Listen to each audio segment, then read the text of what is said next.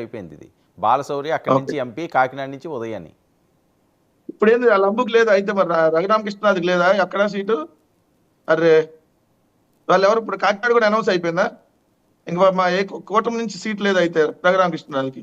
ఏం పాపం కావాలని అన్యాయం చేశారు కోరుకుంటున్నారా కదా. మీరు? తీవ్రమైన అన్యాయం జరిగింది కదా సార్ పాపం. రోజు వీళ్ళందరిని బుధాన్ని వేసుకొని బీజేపీని, జనసేనని, తెలుగుదేశాన్ని పాపం మీరు ఏకతాటి మీద ఏమన్నా మళ్ళీ గెలిచిన ఆయనకి సీట్లు లేకపోవడం మీరు ఏమన్నా ఏంది? మళ్ళీ ఇవ్వచ్చు కదా, అంత మేము మాట్లాడే ఇవ్వలేదు వాళ్ళు సార్, మా మీరు గేట్ పిలిచి దగ్గర మళ్ళీ కూడా ఇవ్వచ్చు రాని. కదా, అయిందేదో అయింది ఇదిగో అది ఇవ్వచ్చు కదా. మా వద్దు సార్, మేము ఒకసారి పెట్టుకుని మాకు ఆ దరిద్రాన్ని మాకు గేట్ దగ్గర కూడా రాని అని చెప్పాం, అందుకని ఇంక వద్దు. కానీ ఏం సార్ ఇప్పుడు లేదా అయితే కాకినాడ కూడా అనౌన్స్ చేశారు వరం గారు? ఉమ్. అయితే ఇంక లేనట్టేగా పాపం, ఓకే అంటే ఓకే ఇండిపెండెంట్ గా వేయచ్చుగా. ఓకే, ఒక్క నిమిషం ఉండండి.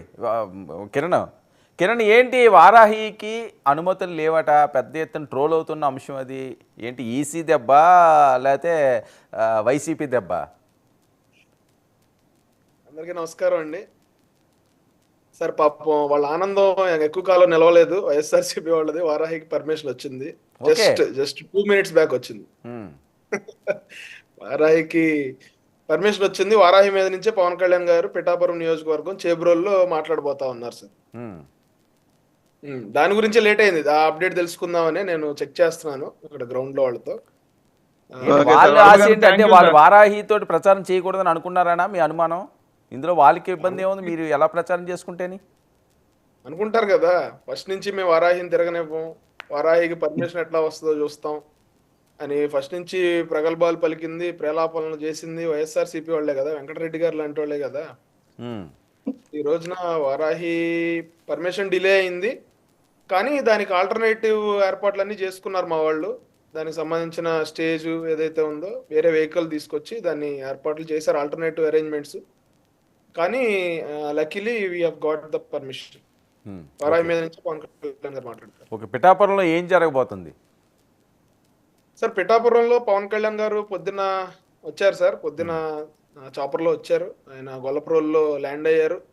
ల్యాండ్ అయిన తర్వాత అక్కడి నుంచి పిఠాపురం మాజీ ఎమ్మెల్యే ఎస్విఎస్ఎన్ వర్మ గారి ఇంటికి మర్యాదపూర్వకంగా వెళ్ళి, తెలుగుదేశం పార్టీ ఇన్ఛార్జిగా ఉన్నారు ఆయన, వెళ్ళి మర్యాదపూర్వకంగా కలిసి ఆయన కుటుంబ సభ్యులతో మాట్లాడి ఆ టీడీపీ శ్రేణులను కలిసి వాళ్ళందరినీ కలిసి పవన్ కళ్యాణ్ గారు ఆ, ఆ, ఇప్పుడు వారాహి సభ దగ్గరికి ఏదైతే చేబురలు ఉందో అక్కడికి బయలుదేరుతా ఉన్నారు. పిఠాపురం ప్రజలంతా కూడా చాలా సంతోషంగా ఉన్నారు సార్. ఎందుకంటే పవన్ కళ్యాణ్ గారిని ఫస్ట్ నుంచి అక్కడ పోటీ చేయాలని వాళ్ళు కోరుకున్నారు. 2019 ఎలక్షన్లోనే పోటీ చేయాలని కోరుకున్నారు, కానీ రకరకాల పరిస్థితుల దృష్ట్యా వేరే ఈక్వేషన్ల వల్ల ఆయన పోటీ చేయలేదు అక్కడ. కానీ ఈ లాస్ట్ 5 yearsగా కూడా పిఠాపురం ప్రజలు, పిఠాపురం నాయకులు ఎప్పుడు కలిసినా కూడా పవన్ కళ్యాణ్ గారిని అక్కడి నుంచి పోటీ చేయాలని కోరారు. పవన్ కళ్యాణ్ గారికి కూడా బాగా ఇష్టమైన టెంపుల్ అక్కడ ఉంది, శ్రీపాద శ్రీవల్లభుడి టెంపుల్, దత్తపీఠం అంటాం మనం.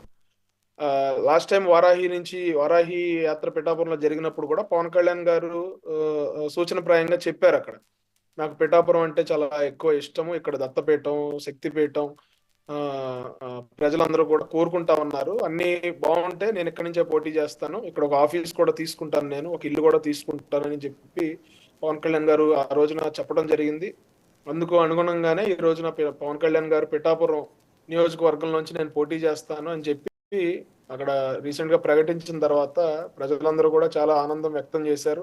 పవన్ కళ్యాణ్ గారిని అత్యధిక మెజార్టీతో గెలిపించుకోవడానికి ఎంతమంది అడ్డం వచ్చినా, ఎంతమంది అధికార పార్టీ మంత్రులు, ఎమ్మెల్యేలు అక్కడ ఒక్కో మండలానికి 2 చొప్పున వచ్చి కూర్చుని నాయకుల్ని ప్రలోభ పెడతా ఉన్నారు, మభ్య పెడతా ఉన్నారు.